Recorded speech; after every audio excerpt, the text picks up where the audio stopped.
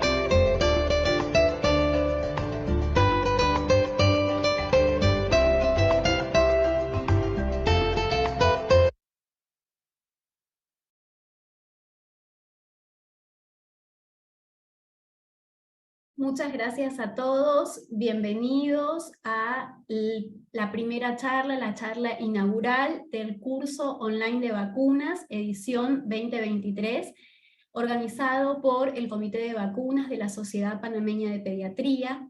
Yo soy la doctora Ana Lucas, coordinadora del Comité de Vacunas de la Sociedad Panameña de Pediatría, y primero que nada quiero agradecerles a todos los interesados el estar hoy conectados acompañándonos.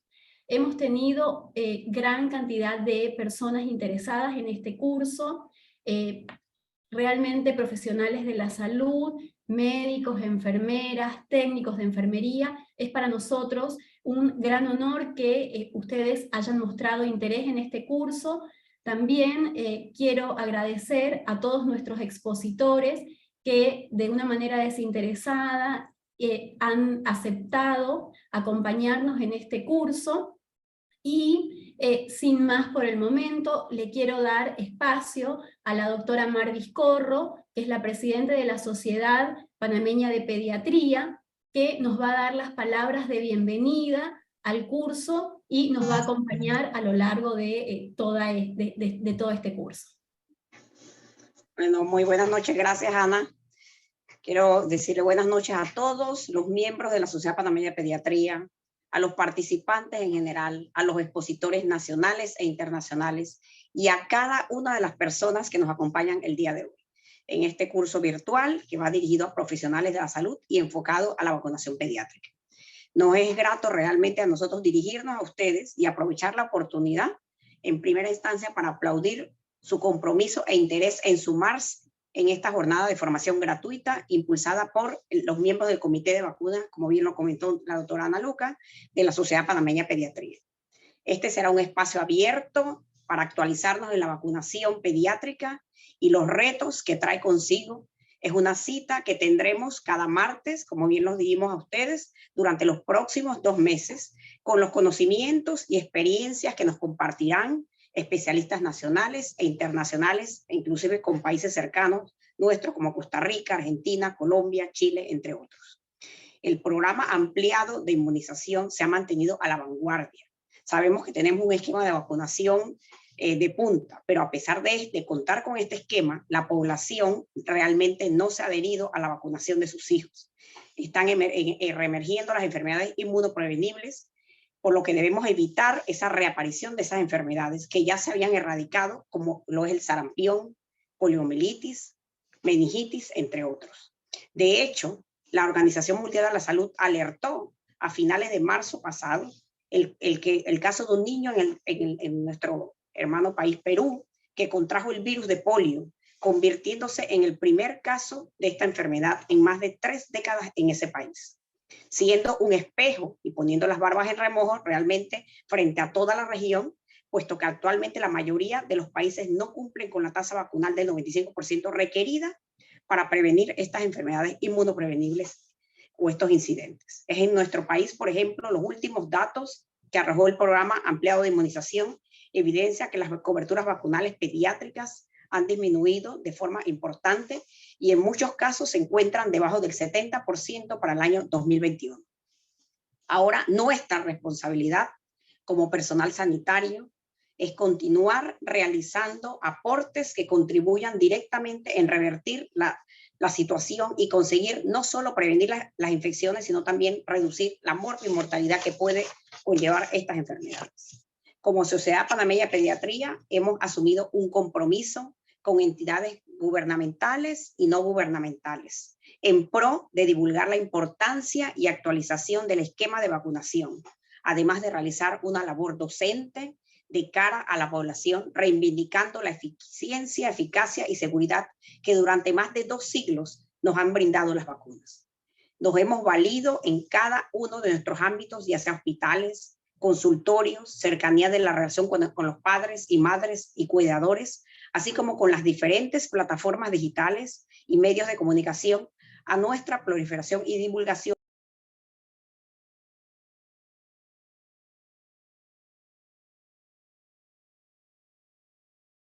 Doctora Marvis, sin querer se puso en mute. Por favor, ahí está. Para la salud pública en la prevención de múltiples enfermedades.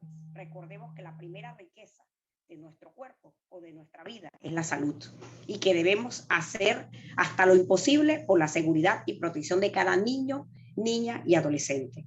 Confiamos en que este escenario que hemos preparado para ustedes con mucho esfuerzo sea ampliamente aprovechado y valga como estrategia para ayudarnos a ganar terreno en la vacunación infantil.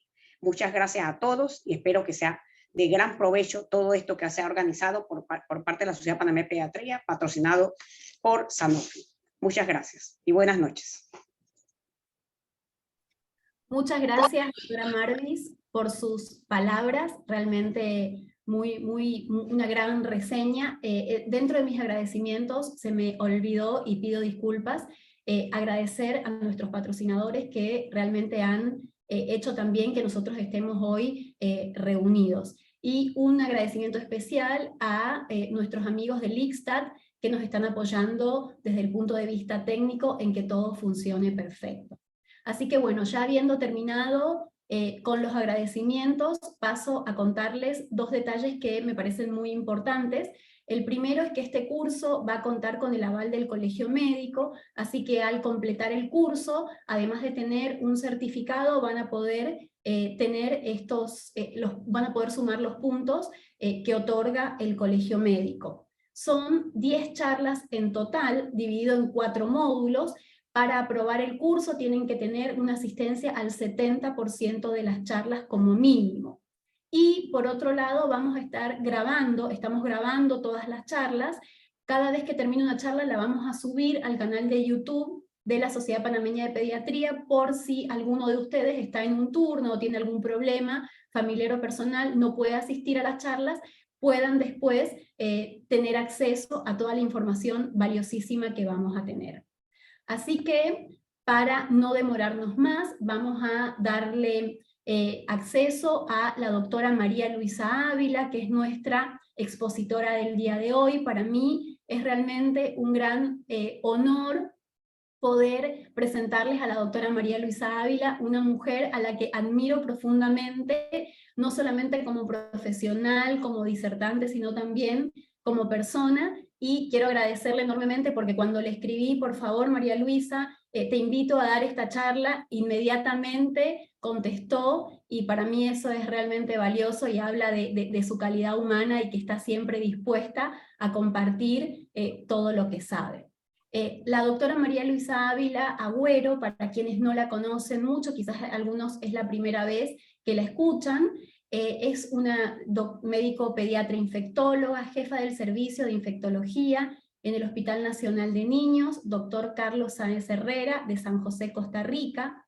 También es ex ministra de Salud en el periodo 2006-2011, es profesora asociada de pediatría de la Universidad de Costa Rica y directora del posgrado de infectología pediátrica de la Universidad de Costa Rica, miembro de la Academia Nacional de Costa Rica de Medicina desde 2015 y del Consejo de la International Society for Infectious Disease desde 2016. Además, es miembro del Consejo de la International Society for Infectious Disease desde ese mismo año.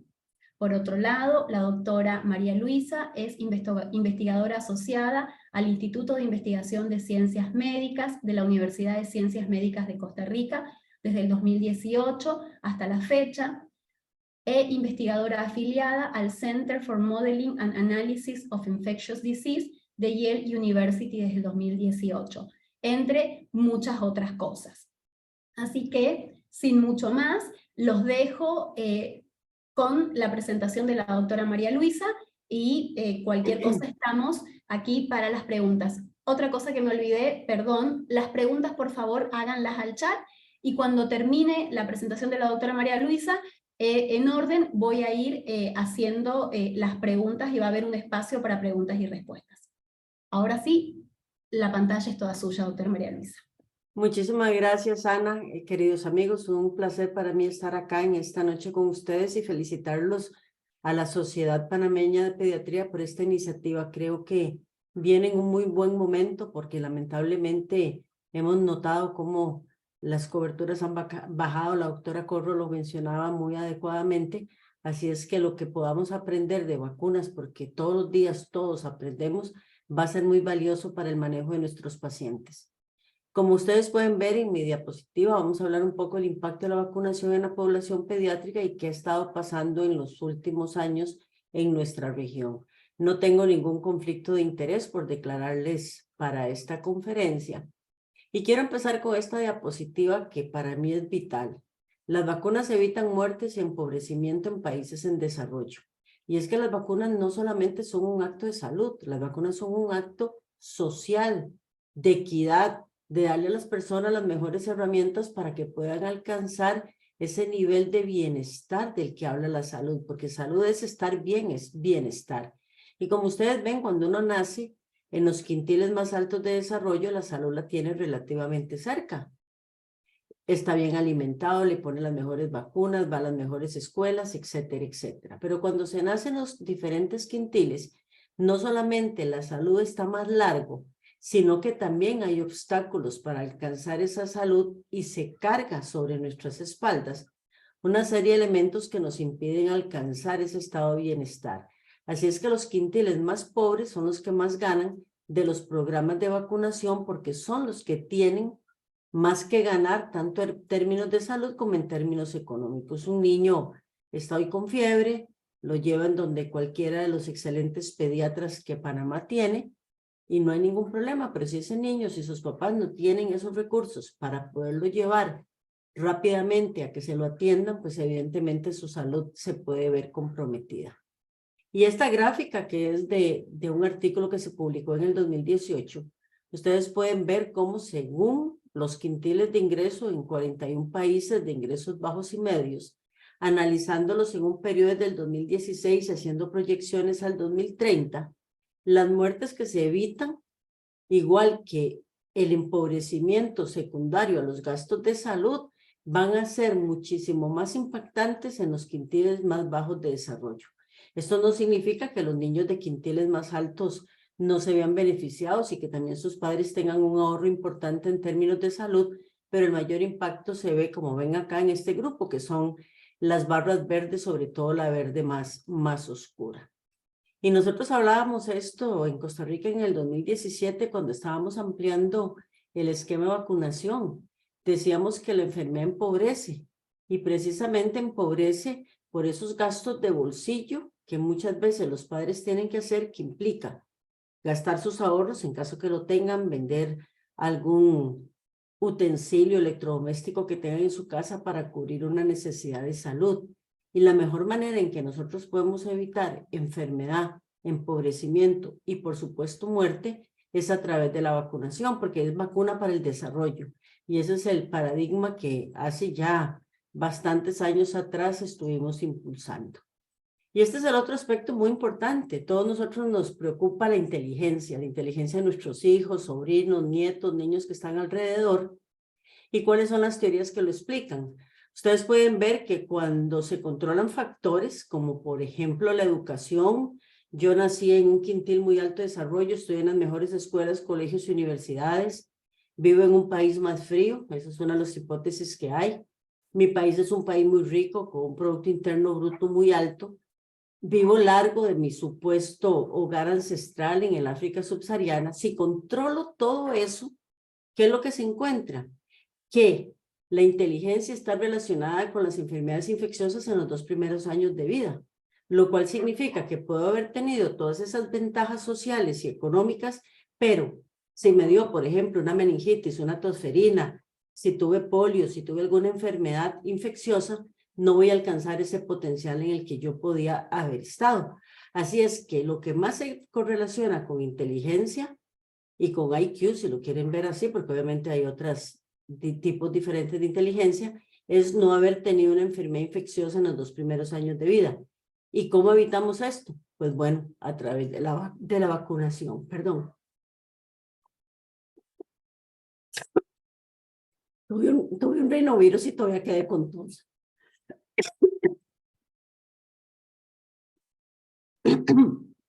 Bueno, y como pueden observar acá, también hay otros beneficios, los beneficios antropométricos cognitivos que se han demostrado con el sarampión. Perdón.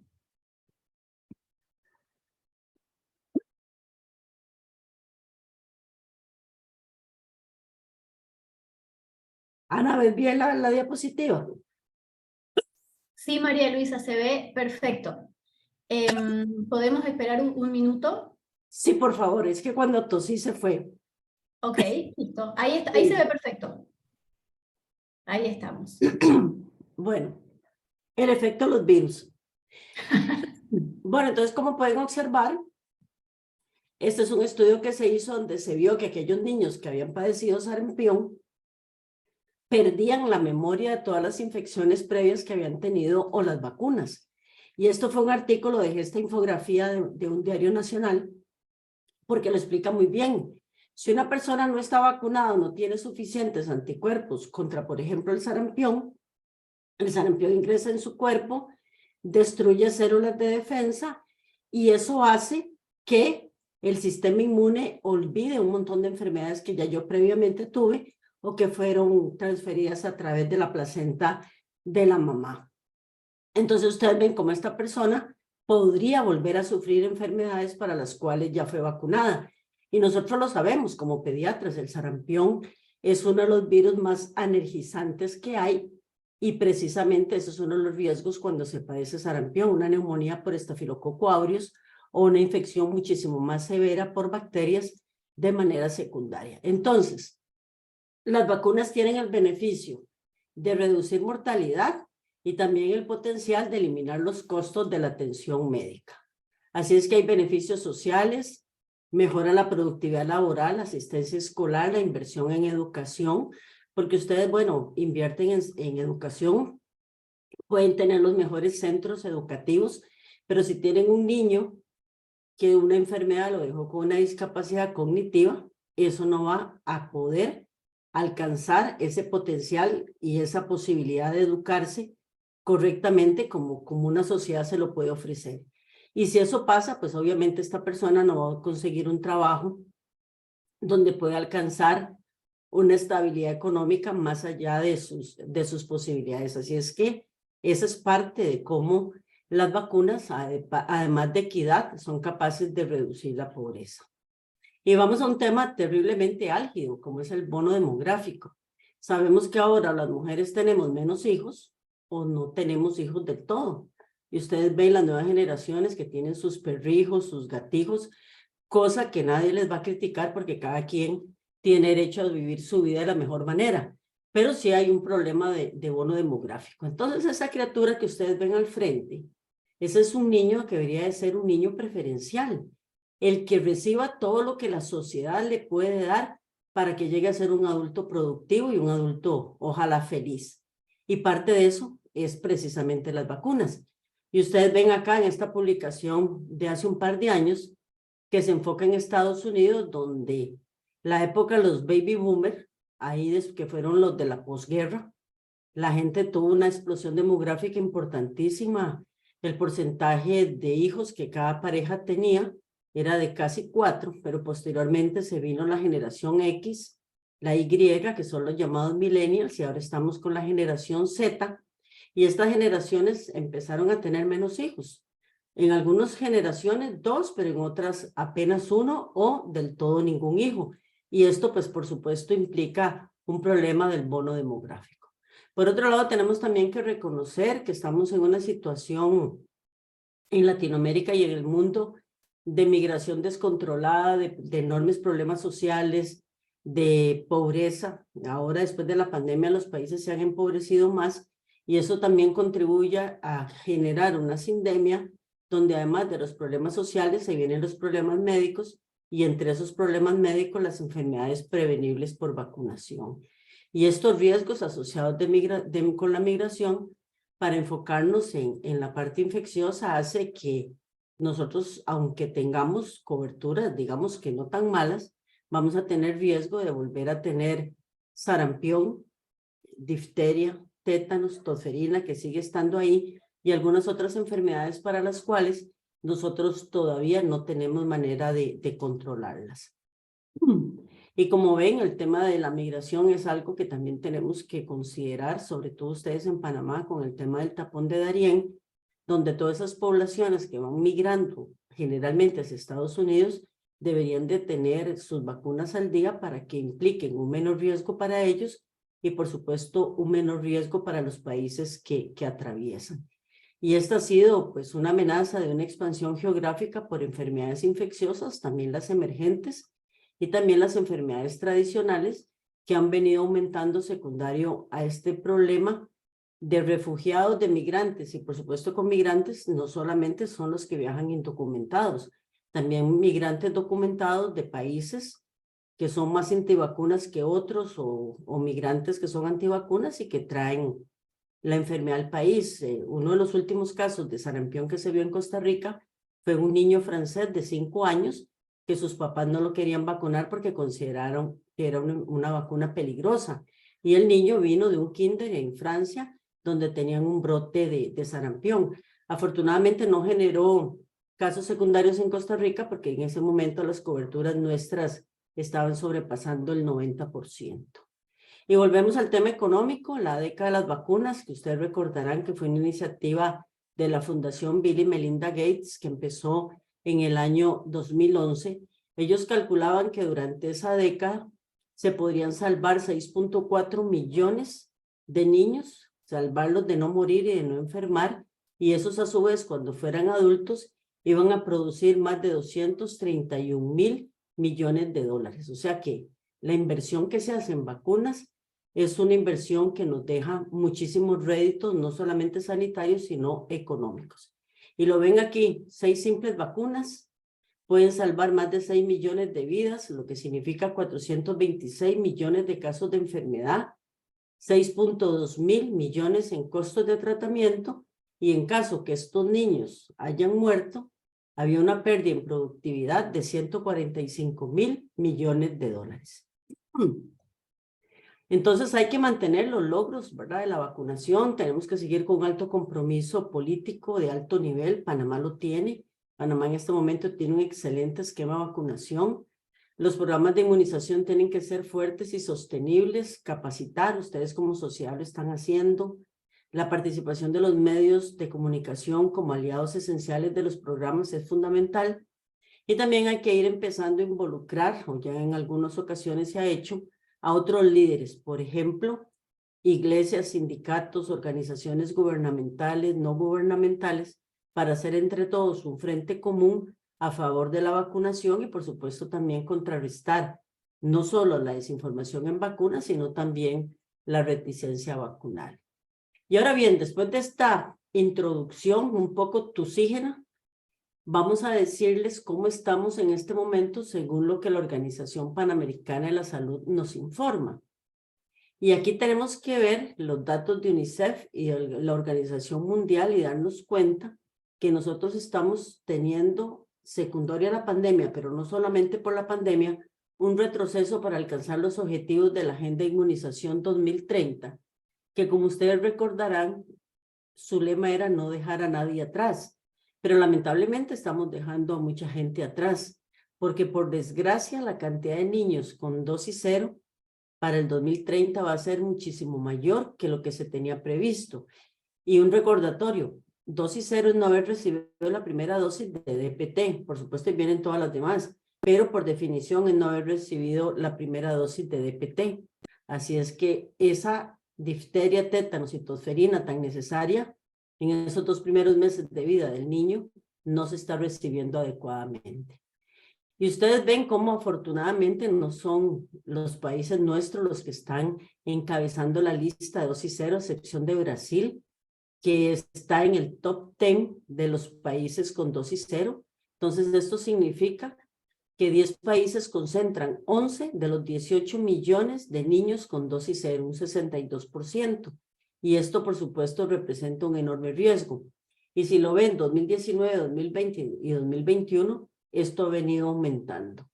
En el 2020 se había logrado controlar en algunos países la cantidad de niños de dosis 0, incluyendo Brasil, pero lamentablemente para el 2021 ese porcentaje aumentó. Y Brasil también ocupa un lugar muy importante en cuanto a dosis de sarampión, rubiola y paperas, y estos países que ustedes ven ahí concentran 14,6 de los 2,7 millones de niños que perdieron la primera dosis de vacuna contra sarampión.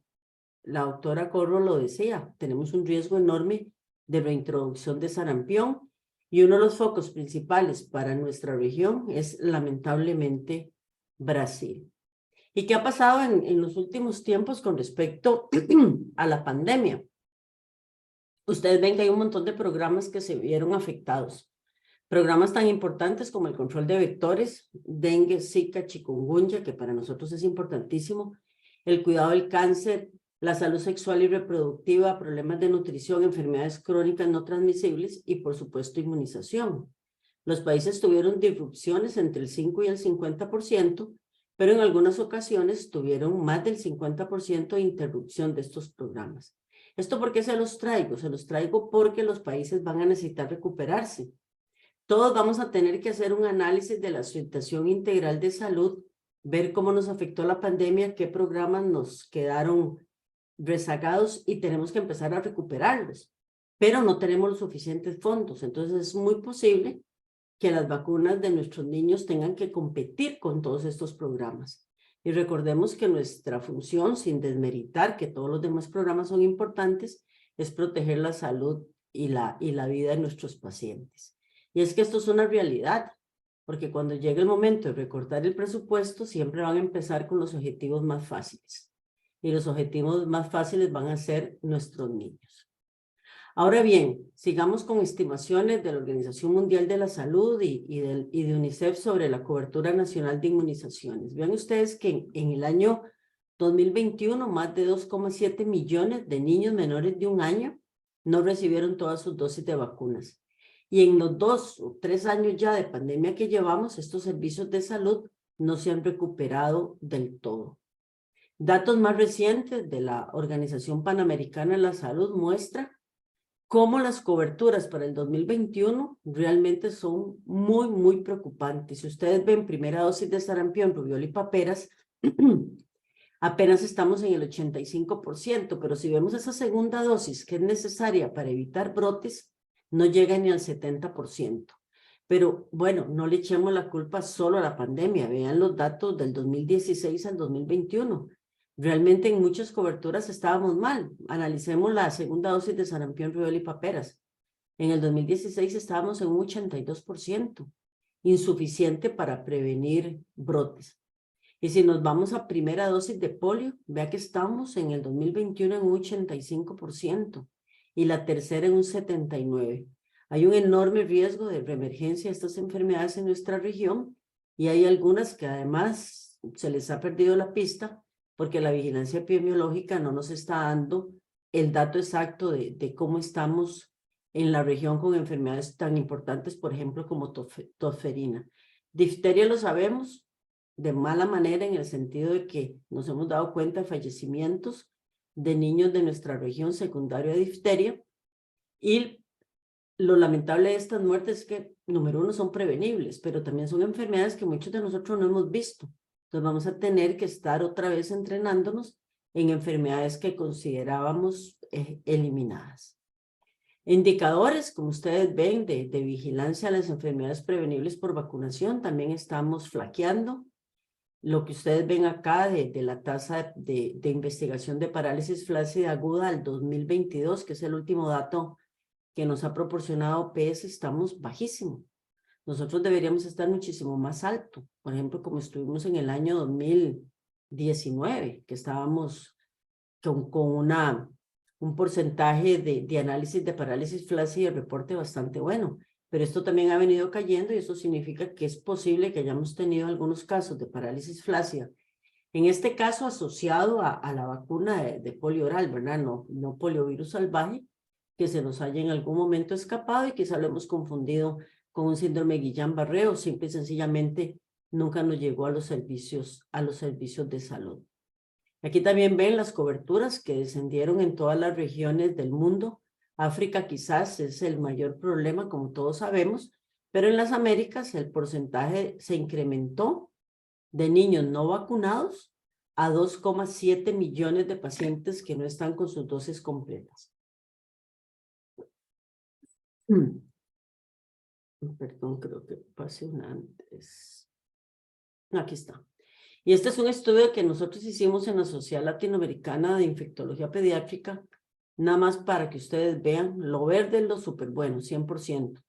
Habíamos estado muy bien con BCG, pero vean, en el 2020, un 68%. El verde se fue destiñendo. Si vemos hepatitis B al nacer, nunca hemos estado bien. De coberturas de 32% en el 2000 pasamos a 59% en el 2020, mejoramos, pero insuficiente. Fiebre amarilla, bueno, no es tan problemático en el sentido de que hay brotes muy localizados, pero también estamos bajos. Neumococo, que es una vacuna que nos costó muchísimo introducir en nuestros calendarios.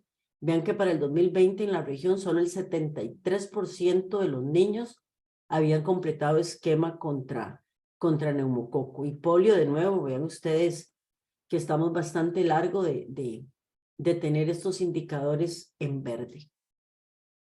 Sarampión, ya lo mencionamos, la cobertura de primera dosis descendió al 81% en el 2021, dejando 5 millones de niños no vacunados si lo comparamos con el 2020. Eso es súper preocupante. Hay algunos países que afortunadamente pues mantuvieron sus coberturas elevadas, incluso en pandemia. Chile, Costa Rica, Uruguay, Nicaragua y Cuba lograron mantener coberturas para algunas de las vacunas de manera adecuada, pero en la gran mayoría de los países descendieron las coberturas durante la pandemia. Y había países como Venezuela y Haití que además ya tenían una cobertura baja. Y esta que ven acá, como pueden observar, es sarampión, rubiola y paperas primera dosis. Si nos vamos a segunda dosis, exactamente lo mismo. Algunos países logramos mantener coberturas elevadas, otros descendieron, la gran mayoría, y otros tenían coberturas prepandémicas de menos del 80%. Y de nuevo volvemos a Brasil, vean Ecuador, vean Bolivia, Haití y República Dominicana. Y esta segunda dosis de sarampión, por la cual también mucho luchamos para que se introdujera en los esquemas, pues no está llegando a las coberturas deseadas. Y así es que hemos seguido teniendo brotes de sarampión en las Américas.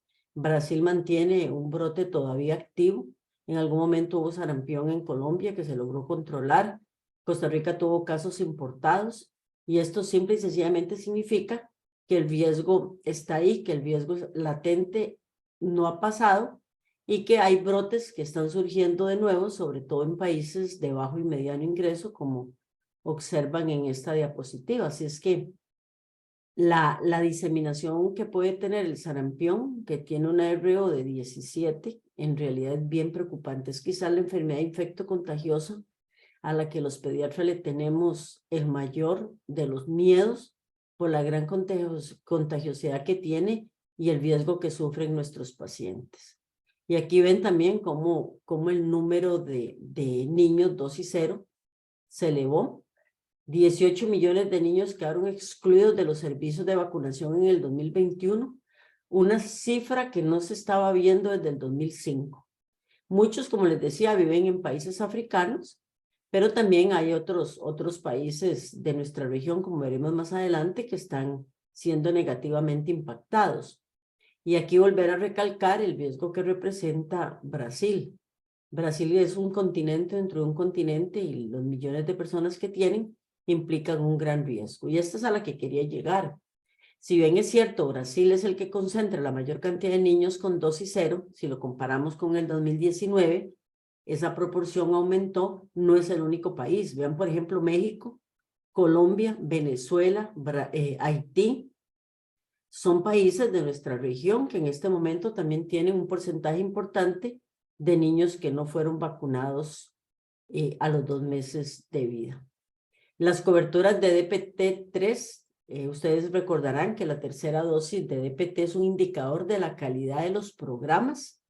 Si las coberturas con la tercera dosis de DPT, ya sea vacuna combinada, etcétera, etcétera, están altos, eso significa que el programa de vacunación está funcionando adecuadamente. Y ustedes observan cómo en los años pandémicos, en muchos países, en este caso incluyendo Panamá, las coberturas bajaron. Algunos países, afortunadamente Costa Rica está entre ellos, logramos mantener coberturas elevadas, pero también habían países que tenían coberturas bajas. Así es que hay un riesgo de reemergencia de difteria, tenemos un riesgo de tener brotes de tosferina en las Américas. Es algo que a mí en lo personal me preocupa mucho, estamos no sabiendo, no conociendo cómo andarán nuestros prematuros vacunados por tosferina, porque si los niños de término tienen problema, los prematuros sabemos que se está fallando mucho en la aplicación de su vacuna. Y bueno, les adelanto que durante el SLIPE Costa Rica en este año, a finales de año, es uno de los temas que vamos a estar tratando. Y no solamente tenemos que hablar de las viejas vacunas o de las vacunas que ya nosotros conocemos y con las que hemos trabajado mucho, sino también el problema se está dando con las nuevas vacunas. La introducción de estas nuevas vacunas amplió enormemente la gama de protección de los programas de inmunización, pero también necesitamos elevar el acceso y elevar las coberturas. Si ustedes ven acá, si lo vemos al 2021, una de las coberturas que más cayó por la pandemia fue la cobertura contra HPV, sobre todo en países como los nuestros, que se basaba en escuela y que obviamente las escuelas se cerraron y no había forma de ir a buscar a las niñas y a los niños y vacunarlos. Así es que hay que trabajar en campañas de puesta al día para que esto no pase. Pero también pasó con otras vacunas, por ejemplo, varicela, la vacuna de neumococo que ya hemos estado comentando. Y aquí ustedes ven también el patrón de afectación de la primera dosis de polio.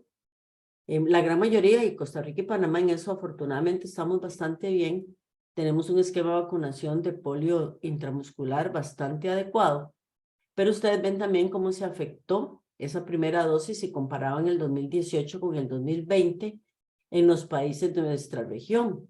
Mantuvieron coberturas elevadas Nicaragua, Chile y Cuba, pero vean que otros descendieron. Y en ese otros, pues también aquí está Costa Rica, que venía bastante bien y descendió, Panamá también, y algunos países que ni prepandémicos ya también tenían problemas bastante serios. Si nos vamos a la tercera dosis, acá Costa Rica sí logró mantener coberturas elevadas. Otros países, incluyendo Panamá, bajaron coberturas y aquí preocupa Panamá en el 2019, aunque posteriormente se pudo haber ido recuperando, que bajó. Y también habían dosis prepandémicas que no lograron, países que en época prepandémica tampoco lograban buenas coberturas. Y este es el problema que nosotros en este momento tenemos. Hay poliovirus derivado de la vacuna que se está expandiendo en países de bajas coberturas. La doctora Corro mencionó en Perú que lamentablemente este niño no estaba vacunado y en toda su comunidad no estaba vacunado, y un virus probablemente ambiental lo infectó, un virus derivado de vacunas, y si ustedes piensan desde el punto de vista clínico y de evolución del paciente, tal lo mismo da que sea un poliovirus salvaje que sea un poliovirus derivado de vacuna. Entonces aquí tenemos que seguir insistiendo en aumentar coberturas. La vacuna polio oral ya no debería tener cabida en nuestra región, a excepción de que sea para manejar brotes, pero bueno, eso es algo que todavía tenemos que seguir trabajando, y mientras esto siga ocurriendo, mientras haya un caso de poliovirus derivado de vacuna en nuestra región, el riesgo se sigue manteniendo. Y por supuesto los casos de poliovirus salvaje, que todavía quedan algunos países que son endémicos y que siempre van a representar un riesgo. Y por otro lado también no hemos trabajado lo suficiente en vigilancia ambiental para saber si en nuestros países, bueno, Panamá sí, de hecho recuerdo quizás fue hace 2 años que hubo una publicación muy interesante de búsqueda de poliovirus en ambiente, pero todavía necesitamos avanzar más en eso. Y esta vacuna que anteriormente se las comentaba, la de poliovirus salvaje, la de HPV, la mayor parte de los países ya la han introducido. La región de las Américas ha sido pionera en la introducción de estas vacunas. Ustedes en Panamá han sido pioneros en vacunar niños y niñas. Van a tener muy buenos resultados en los siguientes años. Costa Rica empezó en el 2019. Hemos tenido buenas coberturas, pero por ahora solo estamos vacunando niñas.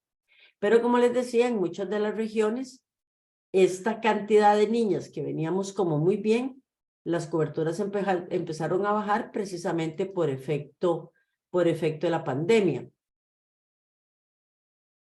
Y si ustedes observan a nivel mundial, solamente el 12% de las niñas están correctamente vacunadas contra HPV y solamente un 4% de los varones. Así es que este es otro de los retos y la necesidad de que podamos hacer campañas de puesta al día para poner al día a estos pacientes. Y este es un trabajo que está de nosotros también, de la Sociedad Latinoamericana de Infectología Pediátrica. Lo pueden ver en un documento técnico que está publicado en la página de la sociedad.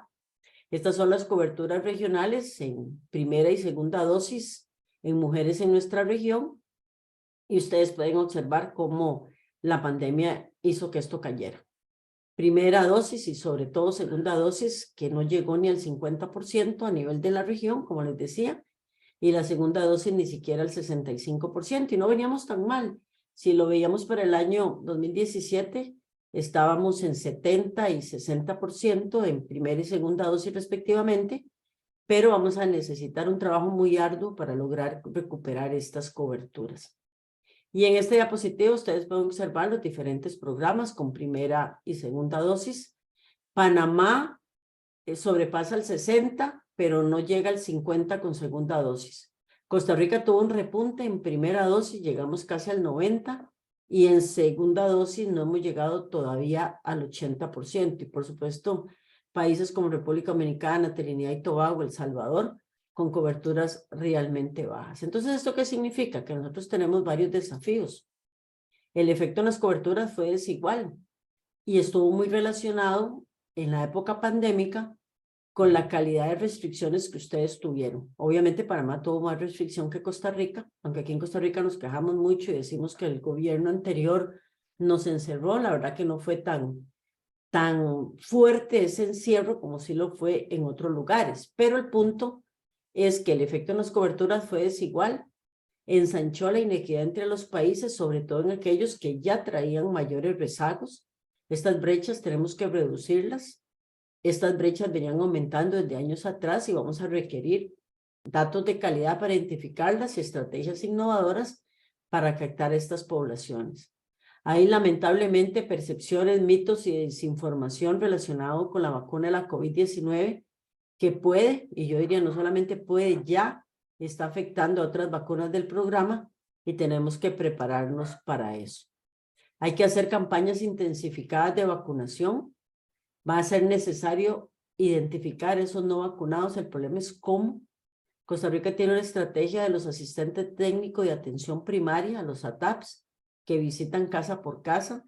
Vamos a tener que hacer ese tipo de estrategia, revisar otra vez carnet de escuelas y colegios, tener registro nominal, porque acá nos hemos dado cuenta que el carnet, el librito azul que toda la vida se había utilizado, pues lamentablemente hay grupos que son contrarios a las vacunas que están falsificando esta información, y a menos que ustedes tengan un registro nominal, no se van a poder dar cuenta si sí o si no está ese paciente vacunado. Y no solamente buscar a los no vacunados, que serían como los más importantes, también a los que tienen esquemas incompletos, porque al final van a funcionar como si no estuvieran vacunados. Desafíos en un contexto de impacto económico muy complicado para la región de las Américas. Necesitamos esfuerzos y disponer de recursos para elevar coberturas y reducir esas inequidades en vacunación. Vamos a tener que ser muy buenos en convencer a políticos de turno, a los que tienen el dinero para destinar a los programas, que invertir en vacunas no es jamás visto como un gasto, debe ser visto como lo primero que dije, como una inversión. Y es una inversión que me va a ahorrar dinero y ese dinero podré utilizarlo en otros programas donde la prevención y la promoción no son tan eficientes como con las vacunas. Y ya casi para ir finalizando, recordemos esto. Y bueno, ustedes tienen a la doctora Ana Lucas, que es buenísima comunicando. Hay que identificar gente como ella con capacidad de comunicar, porque la comunicación y la forma de comunicar ha cambiado. Todos nosotros sabemos usar una computadora, un iPhone, pero pocos haríamos, por ejemplo, un TikTok. Yo personalmente no haría un TikTok bailando para que alguien se vacune, pero si eso es lo que hay que hacer para que la gente llegue a vacunarse, pues tenemos que buscar gente con esa capacidad de comunicar de esa manera. Y conste, no digo que Ana Lucas baile para promocionar las vacunas, pero es parte de lo que hay que ir haciendo. Y finalmente me gusta siempre terminar las charlas de vacuna con esta frase: vacuna matata. Como buenos pediatras sabemos qué significa, pero vacunemos y seamos felices. Muchísimas gracias por la atención y disculpen el acceso a oxígeno. Era para que los que no han visto tosferina tuvieran una idea de cómo luce alguien con tosferina. Muchas gracias por la atención. Muchísimas gracias, doctora María Luisa. Excelente la charla, como de costumbre, nos mantuvo atentos durante toda la charla y el acceso de todos también sirvió un poco para confirmar que estaba la gente despierta. Así que bueno, tengo 3 preguntas de la audiencia y como para cumplir con el horario voy a proceder, y les recuerdo a todos que si tienen más preguntas las pueden ir haciendo en el espacio de preguntas y respuestas. El doctor Wilson desde Panamá nos pregunta ¿cuál considera la cobertura mínima para ser considerada aceptable? No especifica ninguna vacuna, pero me parece que esta es más una respuesta, una pregunta general. Sí, bueno, en términos generales lo ideal es estar en coberturas mayores del 90%, sobre todo en enfermedades tan infectocontagiosas como es el sarampión y con algunas otras enfermedades, por ejemplo rubiola, que tiene una importancia epidemiológica por el síndrome de rubiola congénita. Así es que en esas usted va a requerir tener coberturas superiores al 90%, sarampión, rubiola, en tosferina también. Aquí, digamos, la diferencia en tosferina es que nosotros aquí tenemos que pensar en ella a lo largo de la vida. La tosferina no es solo una enfermedad de niños, los niños la sufren y la padecen más, pero nosotros como adultos podemos ser el vector que contagia, así es que poder vacunar embarazadas, poder vacunar como estrategia capullo a los que conviven con el niño es importantísimo, vacunar a adolescentes. HPV es una enfermedad súper noble. Si ustedes ven los datos de Australia, ellos prácticamente vacunando hombres y mujeres, y ya hace bastante tiempo, prácticamente han logrado eliminar el cáncer del cuello uterino. Claro, ellos igual tienen coberturas mayores de 90. Entonces, lo ideal es tener coberturas mayores de 90, pero también súper importante los 2 primeros años de vida. En esos 2 primeros años de vida ustedes tienen que hacer todo el esfuerzo para que los niños tengan el esquema de vacunación completo por las razones que expuse en la primera parte de mi charla.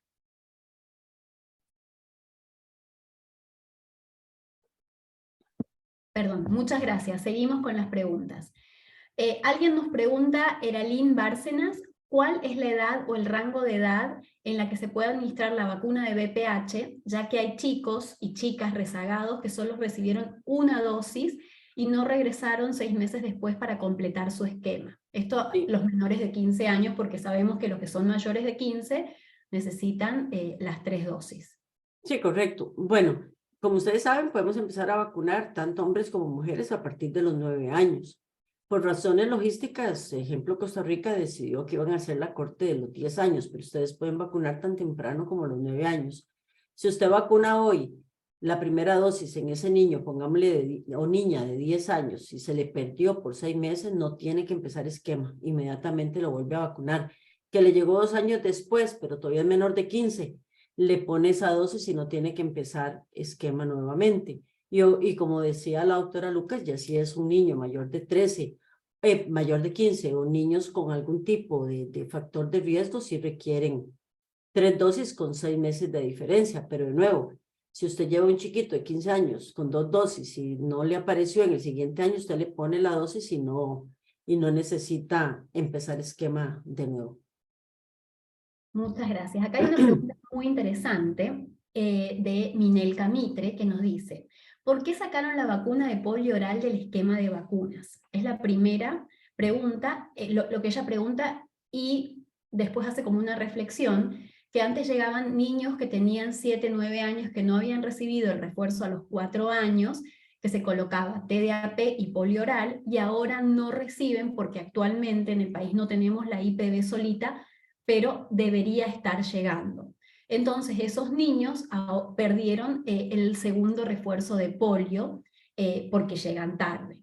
Entonces creo que es súper importante que todos entendamos por qué se decidió cambiar de polio oral a intramuscular y después, bueno, ver los temas logísticos. Sí, esa es una excelente pregunta y me encanta. Yo creo que podríamos pasar como una hora hablando de polio porque es un tema fascinante. Básicamente se hizo por el riesgo que hay con la vacuna de polio oral de que los virus contenidos en la vacuna vuelvan a adquirir su capacidad de enfermar. Y lamentablemente el último caso de polio que hubo, de poliovirus salvaje que hubo en la región de las Américas fue precisamente en el Perú, si no me falla en este momento la memoria, en el año 94. Y a partir de ahí la gran cantidad de casos, porque realmente fueron bastantes casos, y yo con mucho gusto puedo pasarles un artículo a la doctora Lucas para que se les haga llegar a ustedes. Los casos que se estaban dando eran de niños que estaban paralizados por la vacuna oral. Y ustedes saben que una vacuna que puede hacer eso, un solo caso que ustedes tengan, se les viene abajo el esquema. Así es que esa es una de las razones principales por las que se hizo. Costa Rica lo hizo, yo en esa época era ministra, en el año 2010, fue una de las vacunas que nosotros nos propusimos introducir como nueva, y la introducimos en forma pentavalente junto con la vacuna de tosferina acelular, y básicamente aquí hago el paréntesis, porque la de células enteras es muy reactogénica, y cuando ustedes vacunaban a los 2 meses, y se les hacía esa pelota en el brazo al chiquito, el chiquito lloraba 3 horas y le daba fiebre como por 3 días, la mamá no volvía para la dosis de los 4 meses. Entonces, pero concretamente, porque ya me desvié, la vacuna de polio se hizo precisamente por eso, para reducir el riesgo de que hubiese neurovirulencia con la vacuna de polio oral. Y lo segundo también es por un tema de equidad, porque ustedes veían, y posiblemente pasaba en Panamá, el que podía comprar la vacuna, el pediatra le recetaba la penta o la hexa. Y los chiquitos más pobres que vivían en mayor condiciones de riesgo va a la vacuna de polio oral. Nosotros en Costa Rica el esquema que usamos 2, 4, 6 meses con la penta, y a los 15 o 18 meses o a los 4 ponemos la dosis de difteria, tétanos. No, perdón, sí tiene usted razón, por la de polio intramuscular. Déjeme un segundo para ver eso. porque nosotros sí utilizamos para esas edades todavía, y usted lo puede poner como una tetravalente, por ejemplo, no tendría ningún problema en hacerlo, pues, porque muy difícilmente se consigue polio solo. Exacto, sí, en Panamá el año pasado hicimos el cambio y tenemos el refuerzo de los 4 años con IPV, muy interesante. Pero bueno, Sí, gracias por esa. exactamente, que es la tetravalente, porque es DPTA y polio intramuscular. Entonces, digamos, si usted llega un chiquito de 7 años, le puede poner esa. No importa que tenga una dosis extra de difteria, tétanos y tosferina, no le va a pasar ningún efecto adverso. Exacto. Claro, ¿verdad? Porque efectos adversos todo tiene.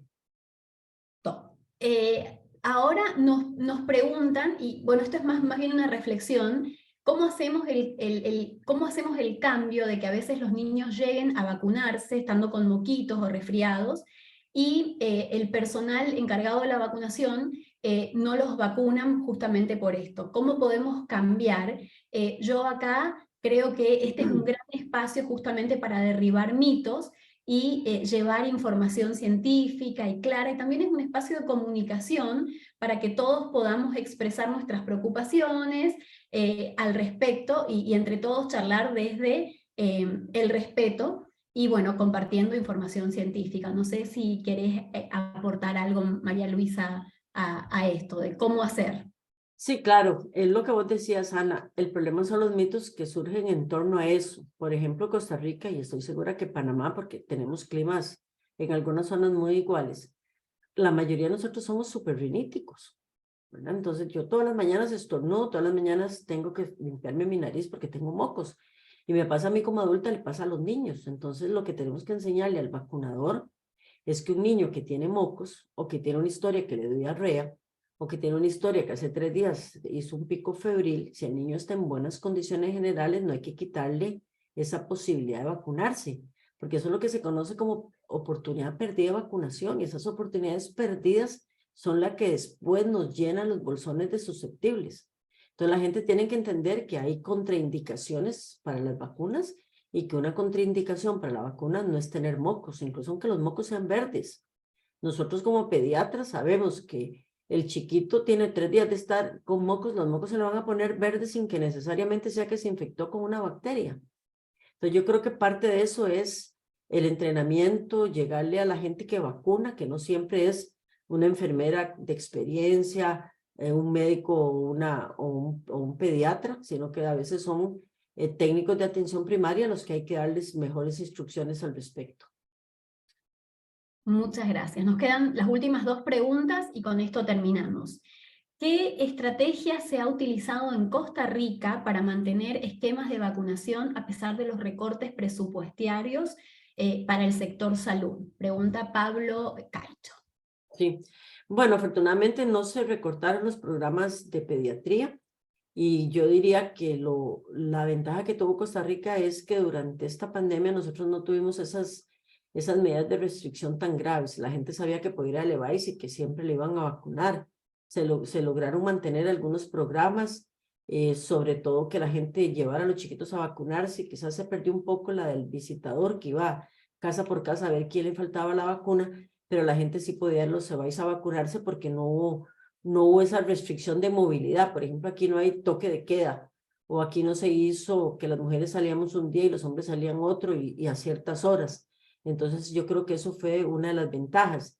Y recientemente, cuando ya se empezaron a levantar las restricciones y ya había un grupo importante de personas vacunados contra la COVID-19, hubo una buena campaña de información en radio, en periódicos, en medios de comunicación, para que los papás llevaran a los niños a las niñas a los CEBAIS, que es el equipo básico de atención integral en salud, y les pusieran la vacuna, por ejemplo, contra papilomavirus humano, y ahí de una vez se ponían a revisar carnet a ver si había alguna vacuna que estaba haciendo falta. Por supuesto, yo creo que nosotros tenemos como Costa Rica posiblemente que hacer una campaña puesta al día, no solamente de una vacuna, no solamente sarampión, no solamente polio, sino de todos los carnets completos de los chiquitos para que alcancen todas las vacunas que están dentro de nuestro esquema. Muy bien, excelente. Última pregunta ahora sí, ¿Qué piensa usted, doctora María Luisa, de la dosis única de papiloma que actualmente está proponiendo la OMS? A mí me encantaría que eso fuera una realidad. Eso nos permitiría llegar a mayores coberturas de personas, vacunar también niños. Y aquí en Costa Rica es parte de los estudios que se hicieron que demostraron que podría ser útil. Sin embargo, esa no es una recomendación que pueda aplicar para todos los países.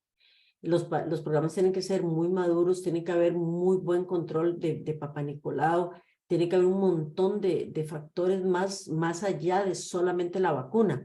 Porque recordemos que con las enfermedades producidas por HPV, sobre todo cáncer del cuello uterino, no solamente es vacunar y es preocuparnos. Entonces, si no tenemos programas sólidos de Papá Nicolau, y no solamente es que me lo hagan, es que me lo reporten rápido, que si salgo con una displasia me atiendan lo más rápidamente posible, que si esa displasia fue más allá y ya puedo tener una lesión mucho más precancerosa, que me la traten. Entonces, yo creo que todavía nuestros países no están preparados para eso. Necesitamos mayor evidencia. Y recordemos, OPS y OMS hacen recomendaciones globales. Cada país tiene que adaptarlo a su necesidad. Y les pongo el ejemplo y hago el comercial. Lo que dijeron con vacuna contra el SARS-CoV-2, que muchos periodistas, incluso médicos, lo interpretaron que los chiquitos no necesitan ser vacunados contra el coronavirus, y sí necesitan ser vacunados. Si ustedes obviamente tienen un programa donde las poquitas vacunas contra el SARS-CoV-2 que tienen no son suficientes, evidentemente van a tener que vacunar a adulto mayor y personal de salud. Pero si son países como Costa Rica y Panamá, que tenemos buena cantidad de vacunas, no debemos de dejar de vacunar a esos chiquitos. Y el comercial era que ya la Sociedad Nuestra Latinoamericana de Infectología Pediátrica sacó, y está en la página, la guía de vacunación contra SARS-CoV-2 en la población pediátrica. Pero, de veras, hoy estoy un poco dispersa, aparte de la tos estoy dispersa. Pero volviendo a la pregunta concreta, yo creo que todavía no estamos para pasarnos a una sola dosis y faltan evidencias. Muy bien, muchísimas gracias, como digo siempre, por la calidez, por la entrega siempre de brindar toda la información actualizada en un lenguaje práctico y sencillo. De verdad que siempre es un placer y un honor escuchar a la doctora María Luisa. Hemos terminado nuestra primera clase del curso online de vacunas con una expositora de lujo, y les recuerdo ahora a todos los asistentes que nos vemos todos los martes de 7 a 8 p.m. Por esta misma vía. Pueden utilizar el mismo link de acceso, aunque todas las semanas les iremos recordando de las charlas. Cualquier duda, pregunta, inquietud, pueden comunicarse a través del teléfono de la sociedad o al mail de la Sociedad Panameña de Pediatría, o bien al mensaje al inbox de nuestras redes sociales que tenemos en Twitter, Instagram y Facebook. También los invitamos a seguirnos a todos, así se enteran de todo lo que vamos haciendo. Así que bueno, sin más, por hoy los liberamos y los esperamos el próximo martes. Un placer y que tengan una muy buena noche. Adiós.